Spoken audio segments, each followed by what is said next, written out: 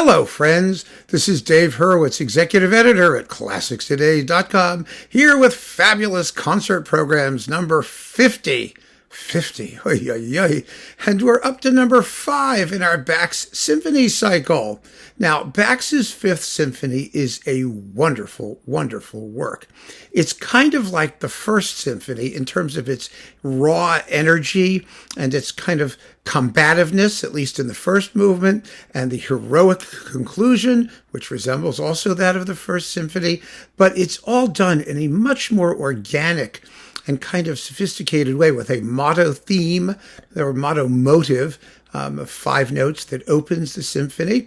It's dedicated to Sibelius, which is quite interesting because Sibelius, of course, was a hero in English music because he seemed, and American music too, by the way, because he seemed to chart a path towards a renewal of the musical language without being atonal and nasty and chromatic and German.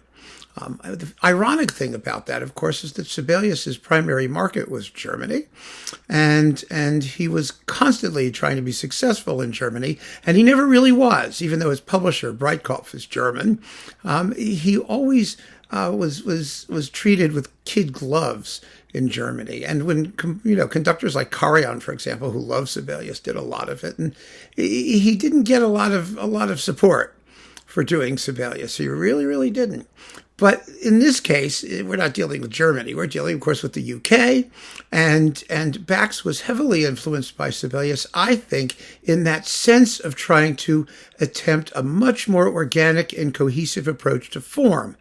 Now, the Fifth Symphony has a slow movement, which is just beautiful and not terribly long. It begins in the most wonderful way with a little on the tambourine and the harps and high strings going, and the trumpets come in with da-da-da-da-da-da. It's a little bit like Also sprach Zarathustra, and that it's so gorgeous at the opening that you wonder if the rest of it's going to manage to do it justice. But it does. It really does. It's of a different character than that somewhat heroic opening. And then the finale, as I said, is nice and Sturm und Drangy and striving. And it ends, unlike most of Bax's epilogue. There is an epilogue, but it's hymn-like. It's heroic. Hymn-like in the way Sibelius is often hymn-like at the end of his Second Symphony, the end of the Fifth Symphony, in a slow tempo that builds and builds to a glorious, brass-laden apotheosis. It's just lovely. Absolutely lovely. So the Bax Fifth is obviously the second half work. It belongs on the second half all by itself. And it should make an immediate impression. It really does. It's so atmospheric. And Bax he has very, very characteristic scoring. He really does. And we're going to get to that in a minute, because we have to talk about the first half. Now, the first half, well, why not do something great by Sibelius? In this case, Pohjola's Daughter, one of the all-time most fabulous symphonic poems ever written.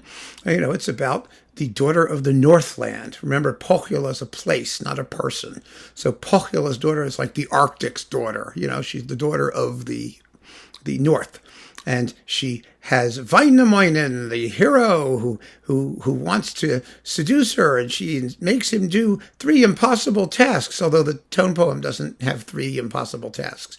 I think it only has 2, actually. I mean, that's as many as I can figure out from listening to it.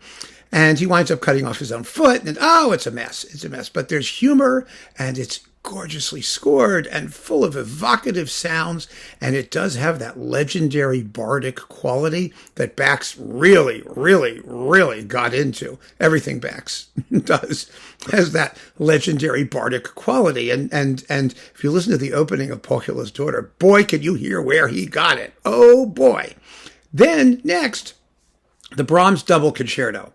It doesn't get performed all that often, actually. I mean, you need to have a couple terrific soloists because people only want to go see it if you have hotshot soloists. The fact is, it works really, really well if you just use first desk players from the orchestra who are good. I mean, in a great orchestra, they're always great anyway. They're soloist caliber. So you might as well. But the reason I chose it is because all 3 of these works have a certain affinity for lowness, low timbres. Bax's orchestration, as I said, is very characteristic. He uses a lot of, for example, muted brass, particularly low trombones and bass clarinet and contrabassoon. It's a huge range of sonority. Of course, there's like a glockenspiel at the top and piccolos and all kinds of stuff like that too. So it's up and it's down. But his low, gnarly, dark sounds are really quite haunting. So is Sibelius. Sibelius begins with low cellos and dark bardic sounds. And I just mentioned that anyway. So yes, they have that in common. The Brahms too. I mean, they have that in common, but the Brahms as well. I mean, the Brahms is his only major concertante work that involves the cello and the violin, but the cello really leads.